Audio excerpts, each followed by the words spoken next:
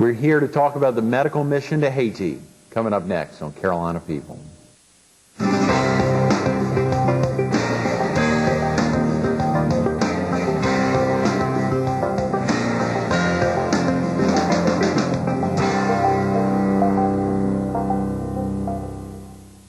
Good morning.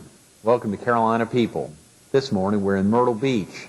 We're at the Fox 43 studio, and we're visiting with Linwood Yarborough, the producer of the Medical Mission to Haiti documentary. Good morning, Linwood. Thanks so much for being with us this morning. Thank you. Incredible opportunity to highlight the documentary you produced. Incredible film. I actually watched part of it last night and was blown away by how well both the narration as well as the video, just magnificent. And also to highlight your life, and really looking forward to talking a little bit. What about yourself, Linwood? Are you originally from the area? Originally, I grew up in the Pearl in the PD. Florence, South Carolina is my hometown. Is that right? Yes. Where did you go to high school there, Linwood? I went to 3 high schools. I went to McClinigan, Woodward Academy, and I graduated from West Florence High School. Great. A lot of schools that probably a lot of our viewers know about. Yes. What about, did you attend college in the Carolinas? Or? I graduated in 1981 from the Citadel with a degree in business. And you currently work on the Strand? Right. I work for a major Wall Street investment firm. Oh, great. Okay, good. Had you been doing some filmmaking prior to being to this piece you've done in Haiti? Well, in 1983, I moved out to Southern California, and I attended the American Academy of Dramatic Arts in Pasadena. I spent a number of years knocking on doors and going to auditions and doing a little film and television work. And Pasadena City College has a terrific film program out there at the time. So in about 84, 85, I took some filmmaking classes at Pasadena City College, and turned out to be a very valuable experience for me. Absolutely. Considering the magnitude of that work done in Haiti.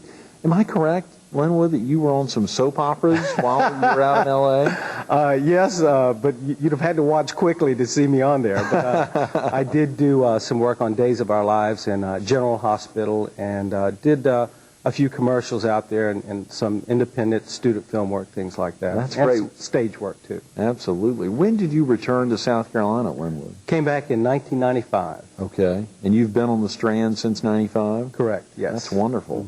Let's talk, this is so exciting to think about getting in to talk about this medical missionary trip to Haiti, and actually much of your work has been aired, I know, on the Fox in Wilmington on Thanksgiving and on Christmas Day.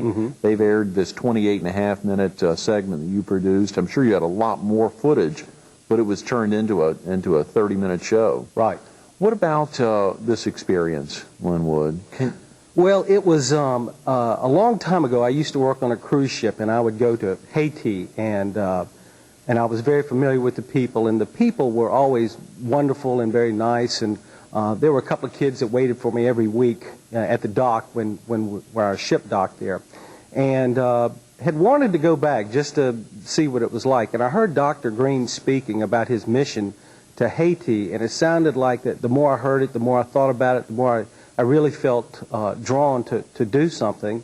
And I saw him speak at a meeting one day, and his slide projector was broken, and he couldn't show any of the pictures that he had taken. And that's where I got the idea to do a documentary. I thought, you know, this guy needs a documentary of his work down there. And I thought, well, why not shoot it myself? So that's kind of how it started.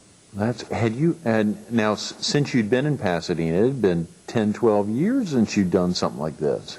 I did, when I got back to Myrtle Beach, I've done a lot of theater work, acting-wise, but I hadn't done any video shooting or anything like that, no. I'd heard that Haiti is one of the poorest countries in the Western Hemisphere. Do you get that feeling when you're there?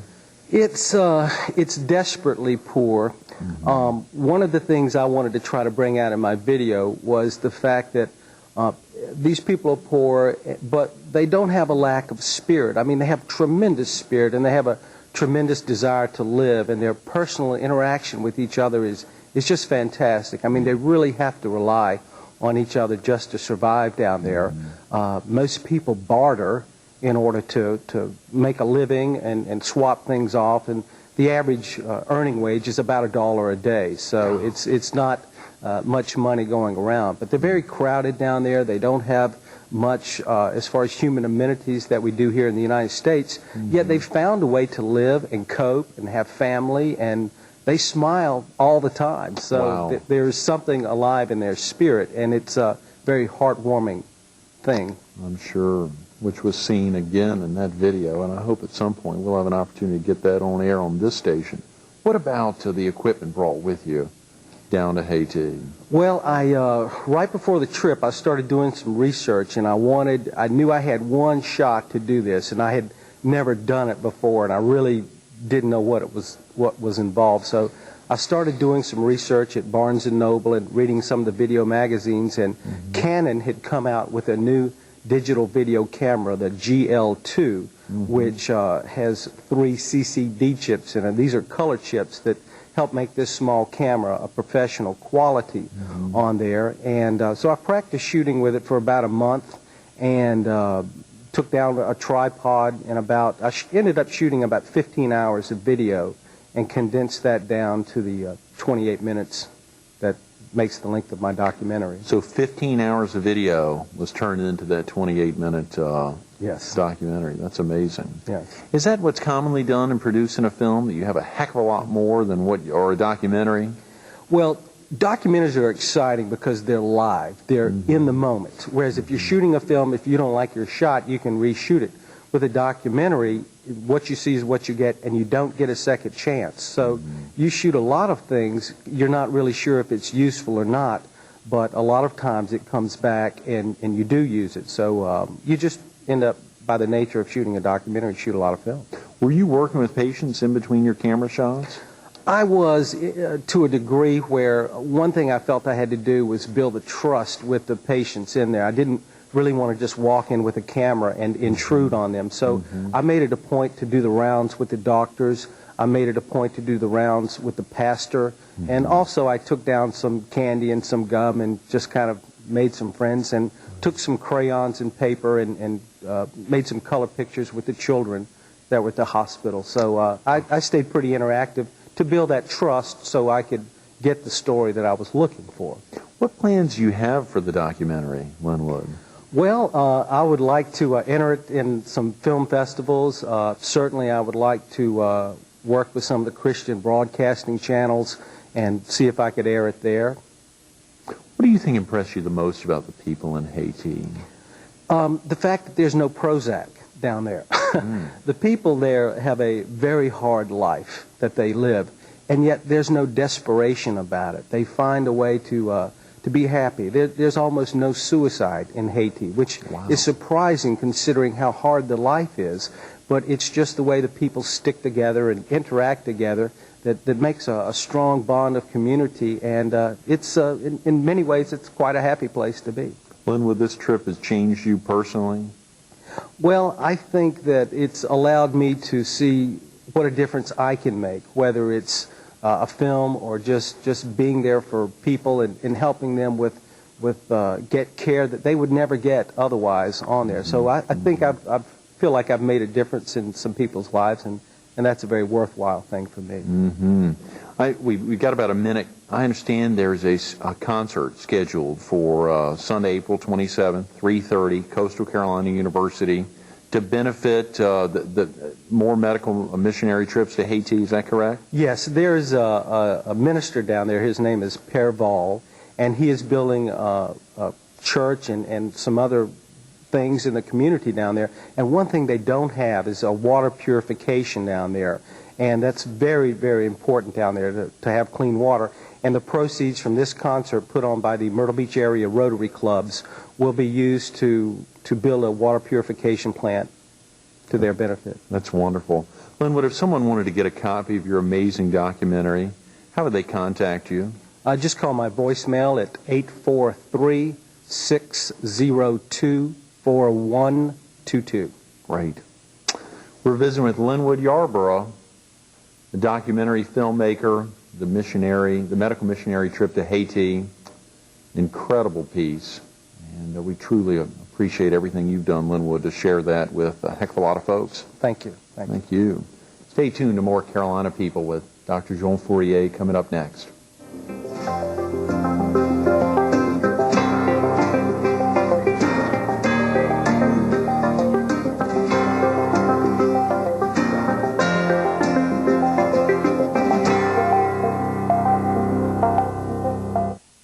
Good morning. Welcome back to Carolina People. This morning we're in Myrtle Beach. We're at the Fox 43 studio, and we're focused on the medical mission trip to Haiti. We're visiting with Dr. Jeanne Fourrier, a periodontist in Surfside Beach. Good morning, Dr. Fourrier. Thanks so much for being with us this morning. Thank you for having me. Incredible opportunity to highlight the mission trip, the dental trip, as it was for you and your family who traveled down. Exciting trip, and enjoyed spending a little time with Linwood, the documentary filmmaker there, who really put together an incredible special about the trip. Truly special. Can we talk real quick about yourself? How long have you been in practice in Surfside Beach? Since 1984. Great. As a periodontist always? That's right. It's a specialty after going to dental school. I'm a gum surgeon and do periodontal surgery to save teeth and dental implants and temporomandibular joint treatment. Is that what you were doing down in Haiti? No, in Haiti we focus more on preventative care and just trying to help people get out of pain.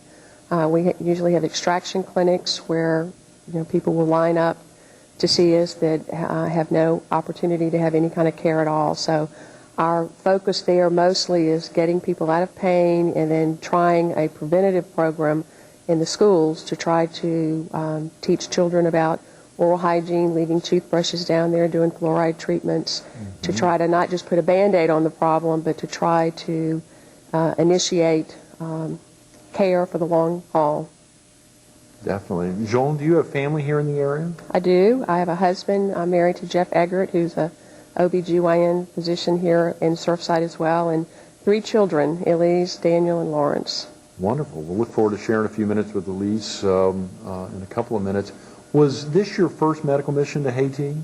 No, this was my 7th trip. Ooh, wow. I've been involved for the last 7 years going on these trips. After going on the first one, God broke my heart with what I saw there, and then I just developed a real desire to try to do something that was permanent.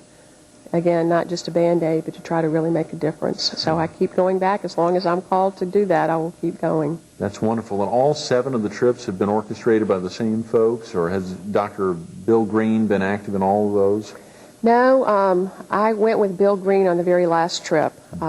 Normally, up until this time, I had been going to an island off the coast of mainland Haiti. This island is an island called La Gonâve, and we partnered with probably 10 to 12 churches, I don't remember exactly, but we went to various different villages, had mobile clinics there. It was more or less a grassroots effort of trying to help these people with just primary health care in medicine as well as dentistry. We did a lot of extraction clinics under the trees. We backpacked one evening, or one trip, up to the top of a mountain and actually had a clinic up there, backpack down. Usually those trips we were sleeping on the ground during part of the trips, whereas the trip with Dr. Green, he wanted me to try to implement the preventative oral hygiene program that we started on La Gonâve to the mainland of Haiti. So that's where the focus of my time went to change and go with Dr. Green. But I hope someday to go back to La Gonâve as well. That'd be exciting. I'm sure this takes a heck of a lot out. You all were gone for how long? On this last trip, we were gone for 8 days. So it's usually about a week-long trip. We will leave either a Friday or a Saturday and come back the following Saturday so that we have at least one day to rest before we go back to work and assume our lives as we do in the United States. As periodontist or as urologist or as moms? Yeah. Exactly. That's right. I'm sure that was amazing traveling with your daughter. When did you first meet Fritz Valdema and his wife, Carmel? 7 years ago on the very first trip that I took when we went to the island of La Gonâve, and developed a friendship with these wonderful people who are just, I feel like they're just holy. They have devoted their whole lives to bettering the lives of the people in this community. So I met them, and each year that I've gone back, I have gone back to help their particular community. And what kind of resources has he pulled together for his work in Haiti? Well, through the help of an Episcopal or an Anglican bishop, Tommy Johnson, it's in Little Rock, Arkansas. Through Tommy, many partnerships were made all through the United States, from Atlanta to Springfield, Missouri, Charleston, Pawleys Island, Myrtle Beach. And through the partnerships with these various churches and individuals, a medical clinic has been built, 11 or 12 churches have been built, schools have been built. So where we used to go to thatched huts and work under the trees, we are now working in community buildings that have been built by Perval with the partnerships. That's fantastic. Now, this is the first time you've carried a child down there with you. That's right. One of your children. And with that, can you talk about some of the experiences that you and your daughter shared, either together or particularly the experiences you have of the trip to Haiti, this most recent trip? Well, each year that I go, I keep thinking that this is the best trip I've ever had, but by far, this was absolutely the most wonderful trip I've ever had. To share something like this with my daughter is something, that I'll never forget. It was just a wonderful trip. We were not with Dr. Green. When we got to Haiti, Elise and I went alone to Perval's new ministry. He's just been moved to the mainland of Haiti. So we spent time with his wife and with him, and we were able to visit 5 of the village schools in the villages to implement our oral hygiene program as well as our extraction clinic that we started. Some of it, again, was under the trees, but it was just such a wonderful experience to share this with her and to watch her growth through the week. She's an incredible kid anyway, but to see the love that she developed for these people that I love so much, it was a blessing. And I think this trip has affected her and changed her life in a very positive way. That's wonderful. But what's it like treating patients with no electricity, no water, as you say, under the trees? What's that like? Well, you have to get out of your mode of what we have here in the United States. They are very humble and submissive. They're usually a little frightened because they have never seen some of the stuff that we carry. But we have implemented a disinfection program, and sterilization program with the instruments. So we try to be as clean as we can be down there, because I think that's very important, not to spread disease. But it's trying. We have headlights that we put on our heads. We train the Haitians to help us try to assist, and we try to empower them to be able to do the work on their own, not the extractions, but the preventive health care, the immunizations, and the fluoride treatments when we're not there. And Jeanne, if you weren't traveling down there, how would many of these children or adults receive dental care? Well, they wouldn't at this point. On the island of La Gonâve, there are continual trips that are going on, and that program is continuing. So I'm trying to start a new partnership here to continue this. And Dr. Ed Eckert, who's an oral surgeon in town, Dr. Bill Green, Mary White, who's a lay person down in Pawleys Island, we are trying to start this partnership, and we are starting in planning more mission trips. We have 2 that will be leaving soon, one in April, one in June. So I've put together a manual, about a 35-page manual, trying to train people how to lead these trips and to train the people that are on the trips how to implement the programs we're starting down there. Right. If someone wanted to get information, if a viewer, let's say in the PD or down here on the Strand or in southeastern North Carolina, wanted to get some information, for instance, get a copy of that manual, is that open to all, or is that Anybody. a very specialized? No. Anybody that has a heart and a desire to do work, they can do it. If you can carry a bucket of water, if you can hold a paintbrush, you can go. Right. All you have to do is have a desire for service. And if you don't have the money to go, God always provides it. So don't let that stop you. You can call my office at 843-650-7171 or email me at Fourrier, Fourrier, JL @AOL.com. Right. That number again, 843. 650-7171. Wonderful, wonderful. Well, just to be able to hear some of the experiences of the trip itself, your willingness to talk as well as to be emailed to provide some information, that's spectacular. Well, we need help, so anybody that wants to help, we would love to have you on this mission. Mm-hmm. Will Père Val visit here on occasion? Well, he was just here in January to help start this new partnership program, and he will be here again in April. Rotary is having a fundraiser, and from what I understand, they will be donating the money for the fundraiser for a water project so that the schools can have water. Right now, none of the schools have water, electricity, or restroom facilities. So we have a geologist that is ready to start drilling, and we're trying to raise money to be able to develop water there. Jeanne, we've got 30 seconds. Can you give, real quick, just a broad feeling as how folks are, how they feel after returning 8 days on a service trip, 9 days, 2 weeks, even a short trip down? What's that feel like? Well, it's a mixed feeling. It's a real spiritual high because these people have tremendous faith in God, and they convict me of my lack of faith at times. Also, it's a feeling that you're doing a good work, but it's also devastating to see how these people live. Our animals in the United States live better than most of the middle class down in Haiti. So it's hard sometimes. It's heart-wrenching to see what these people live like. But it encourages me to go back. Dr. Jeanne Fourrier, encouraged to go back 6 times prior to this most recent trip. I'm sure she'll be heading back soon. 35-page manual. You got her phone number. Give her a call or send her an email.